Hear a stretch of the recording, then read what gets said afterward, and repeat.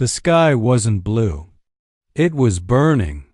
Streaks of molten fire tore across the atmosphere as Commander Jack Rayner's escape pod plunged from orbit. The hull screamed as superheated gases licked the exterior. He wasn't supposed to be here. Number 1 was. The mission was simple. Recon a remote system, scan for anomalies, and return. But something or someone ambushed the Valiant, and now Jack was falling to a place even the galaxy's worst nightmares avoided. The pod spun out of control. Sirens howling, metal groaning as the atmosphere thickened. Inside, Jack clutched the harness with white-knuckled fists. His training kicked in. Eyes on the readouts, shields failing. Autopilot dead. Heat at critical. Gravity spike dot impact was seconds away.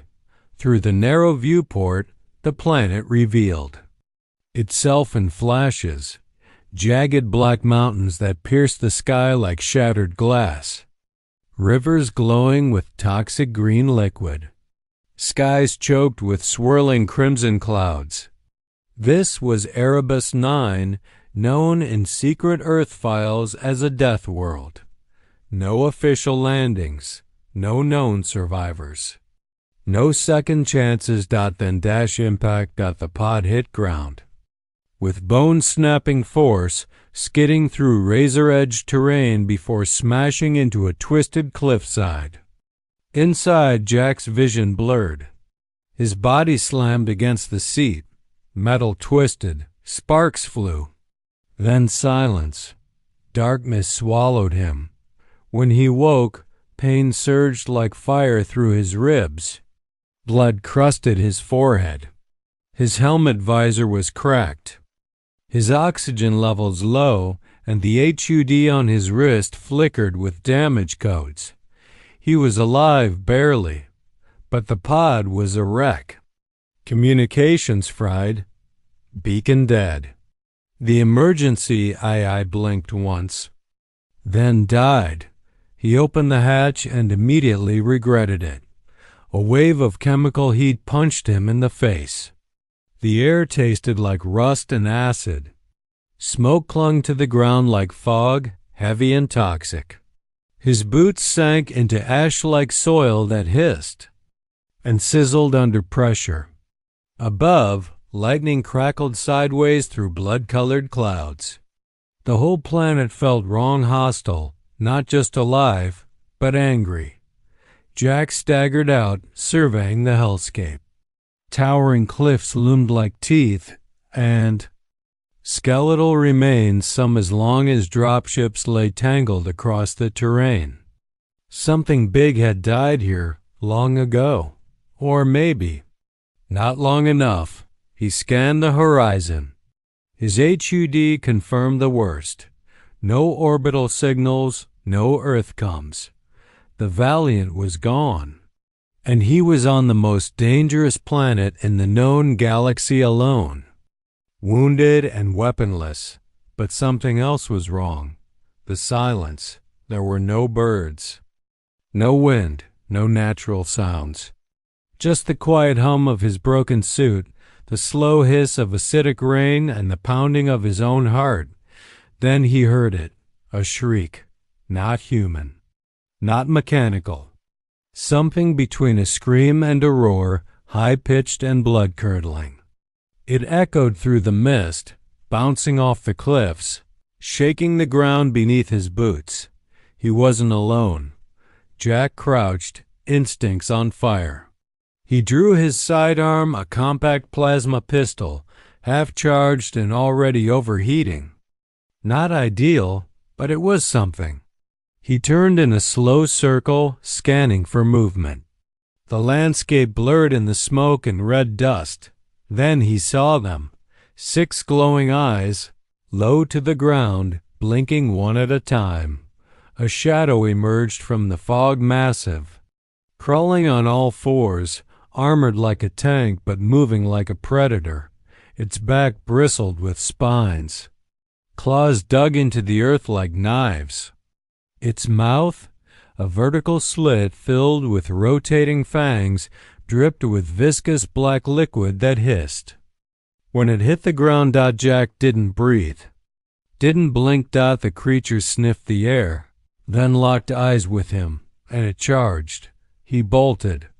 Adrenaline surged like lightning through his limbs as he sprinted through the alien terrain. The creature behind him roared, its claws gouging deep furrows into the stone. Jack ducked under low arches of rock, dodged shattered bones the size of speeder bikes, and leaped across sulfuric pools that steamed and bubbled with deadly heat.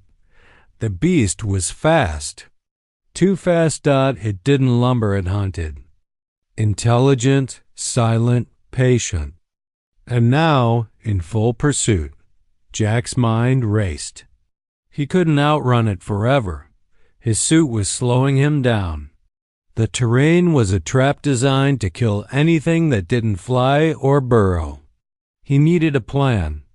Now, up ahead, a jagged ridge. If he could climb it, gain elevation, maybe he could lose the thing, or at least buy a few seconds to regroup. He scrambled up the sharp incline, fingers bleeding, boots slipping. Behind him, the beast clawed its way up with terrifying speed, tearing rock apart with each step. Then at the top, Jack found a half-buried metal object, a wrecked drone, not Earth tech. He grabbed it anyway, yanking free a rusted, sparking coil and hurling it back down the slope. It exploded midair. Boom! A blast of fire and smoke engulfed the cliffside. Jack was thrown backward, skidding down the other side of the ridge, armor scorched, lungs burning. The beast? Gone, maybe dead, maybe just angry. But for now, it had vanished. Jack lay still, staring up at the red sky, chest heaving. He was alive. For now, but he knew the truth. This world wasn't just dangerous. It was designed to kill everything on it. The terrain, the creatures, even the air itself. Every inch of Erebus 9 was a test of survival. And this was just the first hour. As he crawled toward a shadowy crevice, looking for shelter, he whispered to himself the only promise that mattered: I will not die here. But even as he spoke the words, something deep in the mist watched out, something worse than the creature, something ancient, something waiting. Asterisk. The sky was bleeding. Not metaphorically, literally. Crimson lightning forked across the low clouds, searing the horizon with every flash. The acidic air buzzed with static. Rocks pulsed red underfoot like they had veins. And Commander Jack Rayner was running for his life. Behind him, death followed. The creature was relentless. It didn't roar anymore. It didn't need to. Its claws did the talking razor-sharp talons that scraped rock to shreds. It moved in bursts, vanishing into the fog, then lunging out without warning.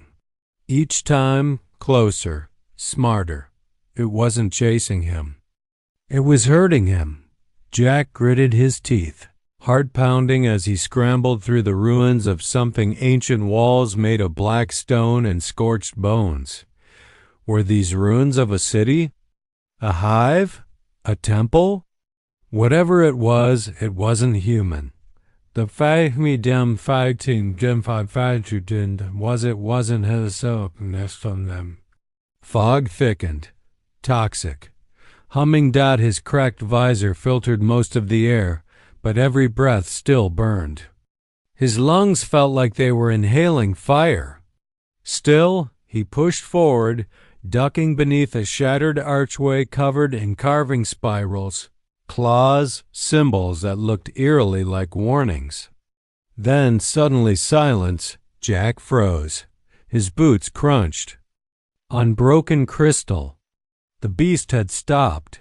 He turned slowly, raising his plasma sidearm. Nothing. Only the fog. Dense. Breathing. He took a step back, and something moved above him. Instinct saved him. He dove as a blur of black and silver dropped from the ceiling like a meteor. It crashed beside him, snapping its jaws, tail whipping like a scythe. Jack rolled, firing his weapon twice. Plasma bolts lit the smoke. No effect. The creature was armored, built like a tank but moved like a ghost. It reared back, revealing its full shape now. A quadruped 12 feet long, exoskeletal plates fused into bone. 6 glowing eyes glared at him, and something almost intelligent flickered behind them. It wasn't a beast. It was a predator, and it had studied him long enough. Jack backed toward a crevice, knowing he wouldn't win in a stand-up fight. He needed an edge, something to slow it, distract it. His mind raced through every tactic he knew. Then he saw it. A ledge above the ruins, cracked and ready to fall. He sprinted, zigzagging, daring the thing to follow. It did. At the last second, Jack launched himself forward and fired upward, hitting the weak spot. The ledge collapsed with a deafening crash, raining down boulders and shards of alien steel. The creature vanished beneath the rubble.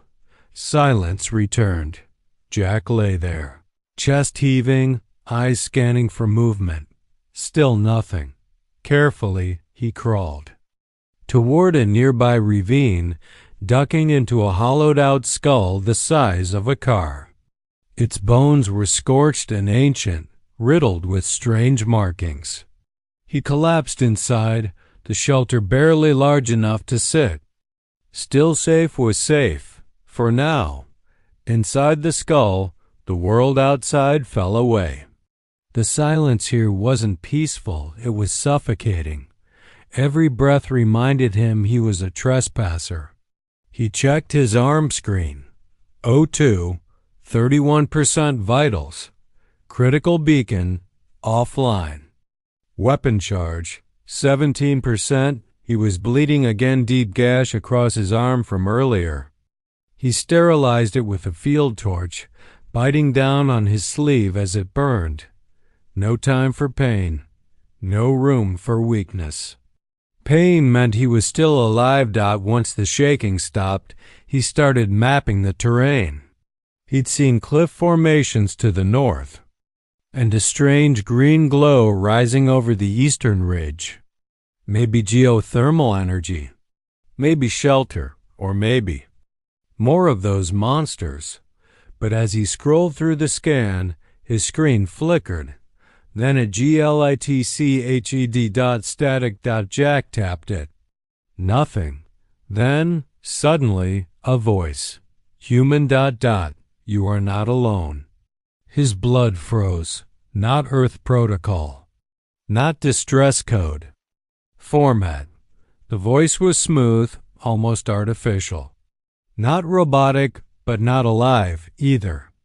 It wasn't coming from the suit. It was coming from the planet itself. Jack narrowed his eyes. He ran a signal trace, weak, faint, but real. It bounced between atmospheric nodes, amplified through mountain ridges. It was piggybacking on thermal frequencies. Clever.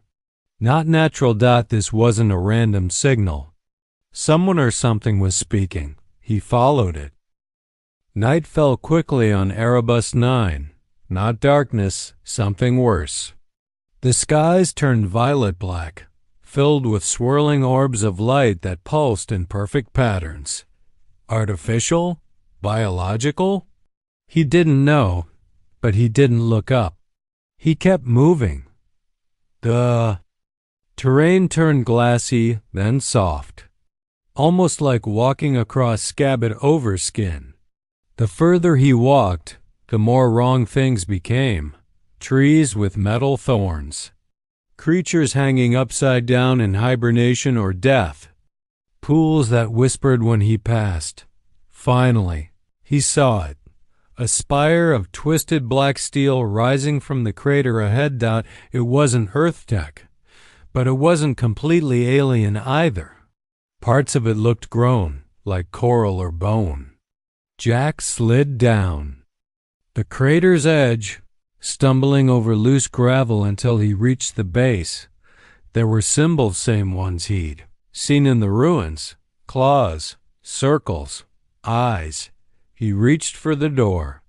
It opened. Inside was darkness, and something worse. Call on bodies. 7-foot-tall creatures, reptilian, clearly not human. Their skin was a blend of scales and circuitry. Weapons had been fused into their arms, grown, not built. Warriors. But they were all dead, dozens of them, twisted, burned, clawed apart. Something had torn through them. He stepped over one of their corpses and reached a console. Primitive, but familiar. He tapped it. It blinked to life. One log survived. Just one. He played. A low, trembling voice echoed in the chamber. "This is Captain Velsan, last survivor of the Kroth elite. We came to end it. We failed. The apex has awakened. If anyone finds this run, it is not a predator. It is not a god. It is the prison. And we are the sentence." Then, static, Jack stared at the console. Apex? Was it the monster from before? No. This was something bigger. Something worse. Whatever had wiped out these soldiers wasn't just hunting. It was watching, choosing. And Jack had just stepped into its domain. Then the ground began to shake. Dust rained from above. Lights flickered. Something massive was approaching. Jack turned slowly, heart hammering. Outside the spire, something moved across the sky, not flying, not crawling, floating, gliding, breathing. A shape too big to comprehend. Covered in lights. Eyes, limbs, tendrils that stretched into the clouds. The fog didn't hide it. The fog came from it. The apex had arrived, and it had found him. Asterisk. The fog didn't roll anymore. It rose like steam from an open wound. Commander Jack Raynor stood paralyzed at the edge of the crater, staring up at the impossible. The apex wasn't a creature. It wasn't a weapon. It was a presence, a living force that bent reality around itself. Tendrils of oily mist reached down from its body, coiling through the ruins like curious fingers. Wherever they touched, the terrain shifted, stone melted, trees dissolved, metal crumbled into rust. Everything died in its wake, but not with fire or fury. With silence. Jack had fought monsters. He'd outmaneuvered killers. But this was different.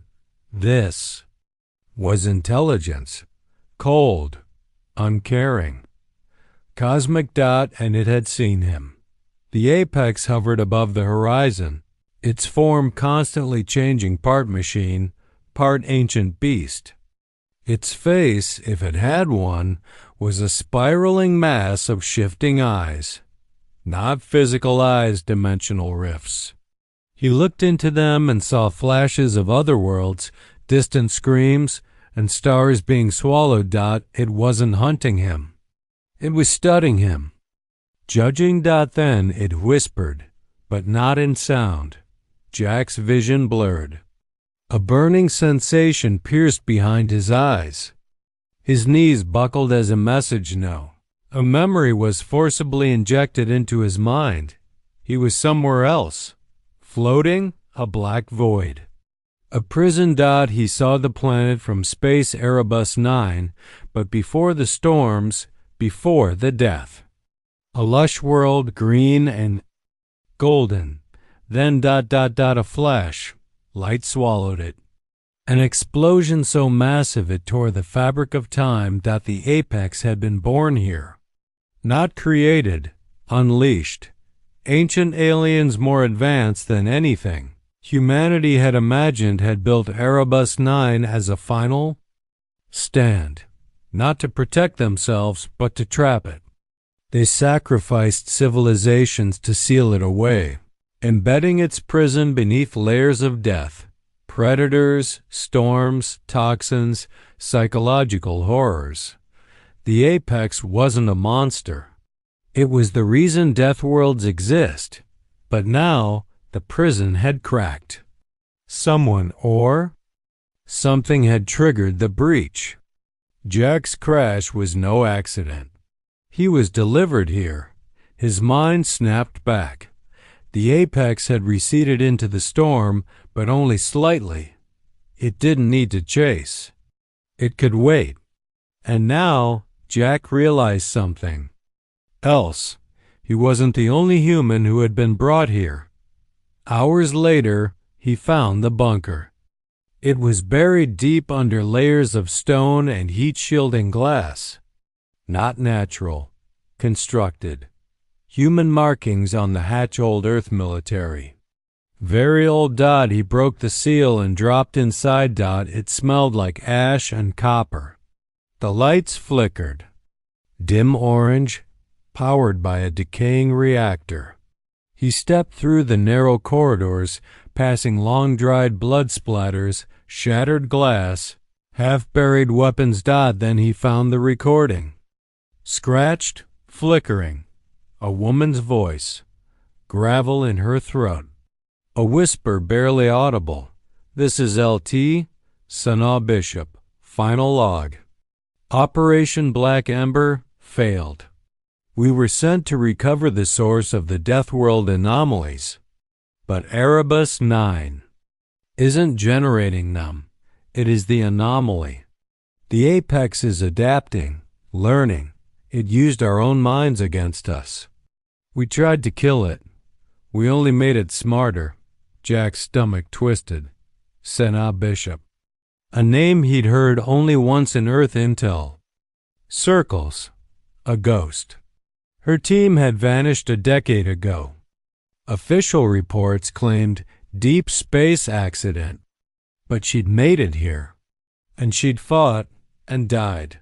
He continued deeper into the bunker and found the suit. Not just armor, an interface. The prototype Earth never finished. Mark 11 exo rig. Designed for neural sync with extreme environments. Weaponized survival. Jack stared at it. It looked heavy, scarred, like it had been through wars. He stepped in. The moment the suit sealed around him, his senses exploded. Temperature normalized. HUD expanded. Neural interface aligned. Systems booted. Then the suit spoke. Sync complete. Warning. Cognitive signature mismatch. Last pilot deceased. Reinitializing for new host Commander Jack Rayner. His strength surged. The pain dulled. The HUD lit up with environmental scans, creature tracking, weapon synthesis. But one alert pulsed red. The apex's signal had shifted. It wasn't just watching now. It was spreading. Erebus 9's surface was being rewritten. Terraforming in reverse. Everything the apex touched became a twisted version of itself. And its reach was growing fast. Jack activated the long-range uplink. It barely functioned, but there was enough power to send one pulse. He uploaded the log, the data, the scans. To any Earth ship receiving this, do not approach Erebus 9. Do not send help. This planet is a cage and the monster inside is learning how to break free. If this is the last message I send, tell them it took one of us to reach the heart of the apex, and it will take one of us to shut it down. He cut the signal and turned toward the surface. No more running. He had one chance to reach the core of the planet. That's where the Fasen apex fed. That's where the original seal was built. The logs had mentioned a failsafe. One final key, buried in the heart of the world. It wasn't a bomb. It wasn't a weapon. It was a decision. He crossed the wastelands in a blur. The exo-rig let him move like lightning. The storms couldn't touch him. The predators ran. Even the terrain warped away from him.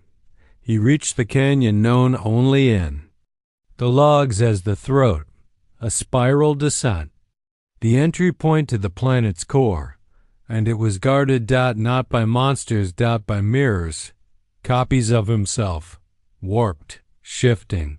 They stepped from the fog identical down to the voice, the scars, the memories. "You think you're the hero?" one of them said.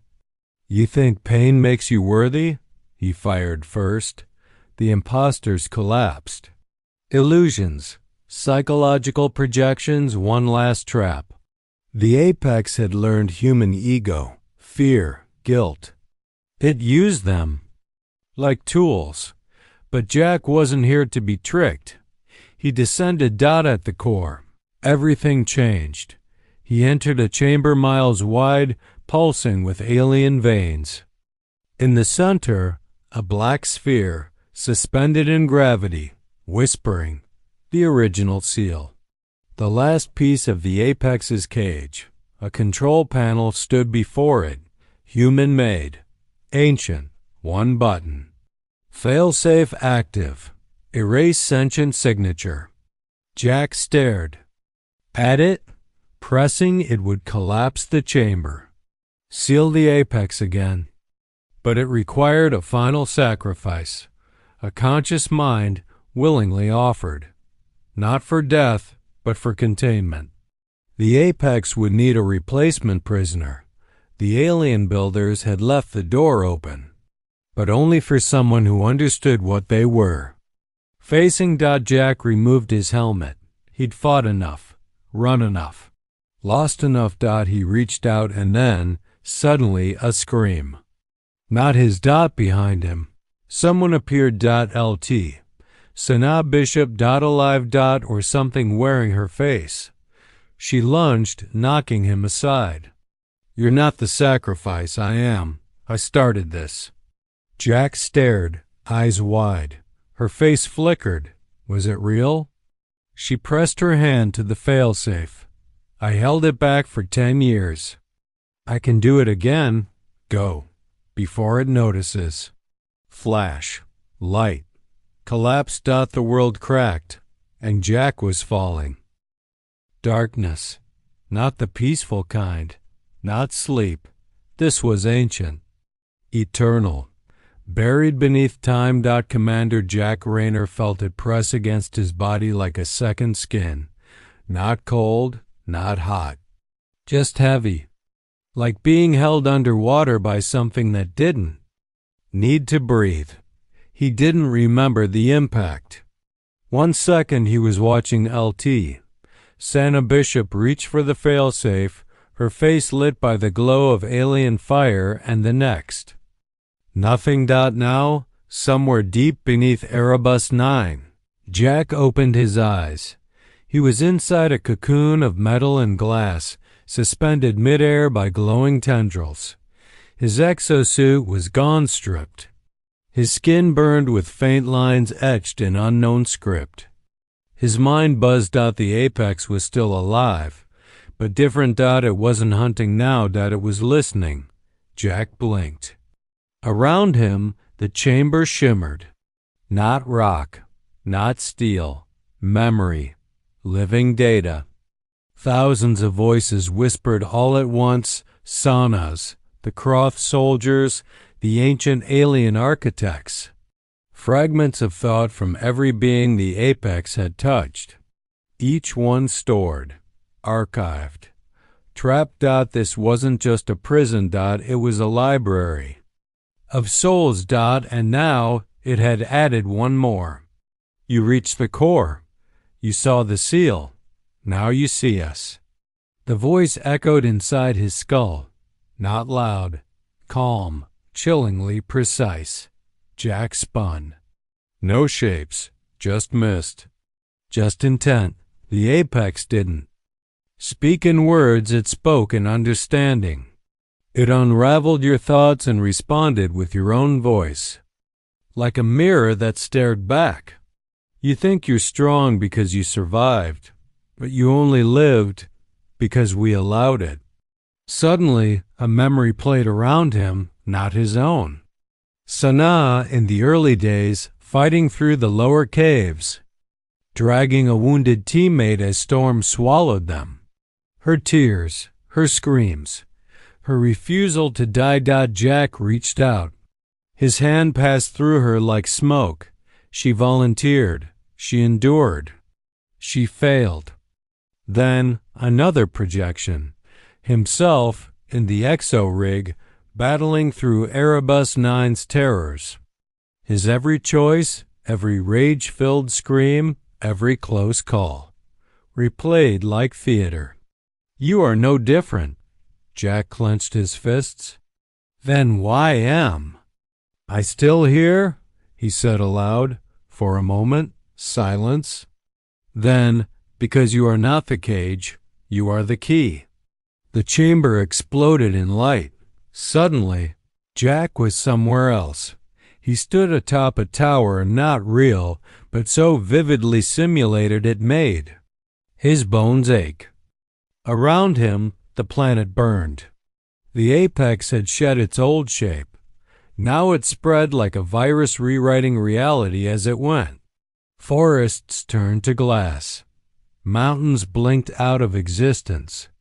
Skies pulsed with crimson geometry. The apex was evolving, and now Jack knew why. It had absorbed too much, too many minds, too many memories. It had started as a prison, but now it wanted freedom, and to escape it needed a human, not a victim. A pilot. He looked down at his hands. The markings on his skin pulsed with heat. The failsafe had rewritten him. The apex couldn't touch it directly, so it had burned its key into Jack's neural code. His survival, his pain, his choices, it had all been recorded. Not to break him, to shape him, to transform him into the only being that could either reseal the apex or release it. You have a choice, the voice returned. Become the lock, and remain here forever, or open the gate and join us.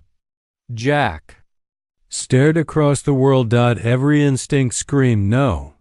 He'd seen what the apex did to life. It didn't kill in anger, it consumed in curiosity. Not malice, just hunger. Knowledge without empathy. Intelligence without soul. If it reached Earth, it wouldn't destroy it with fire. It would study it, peel it apart, archive every emotion, every memory. Humanity would become a page in its endless book. But if he sealed it again, he'd vanish, no return. His mind would hold the cage, eternally looping through its systems, alone, silent, forgotten. Jack breathed in. Not a damn hard choice. He ran forward, through the collapsing tower, through burning simulations, through a spiral of alien data that tried to rewrite him.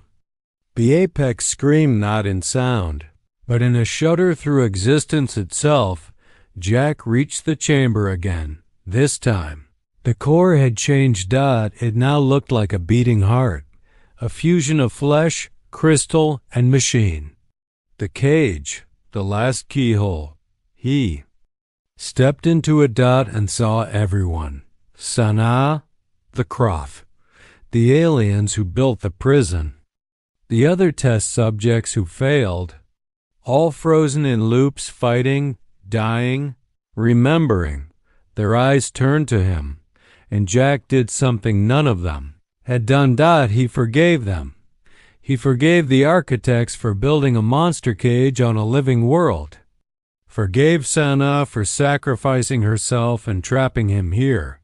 He forgave himself for surviving when no one else did. And the apex blinked. What are you doing? The voice asked. Jack placed his hand on the core. Something human. The world fractured. From orbit.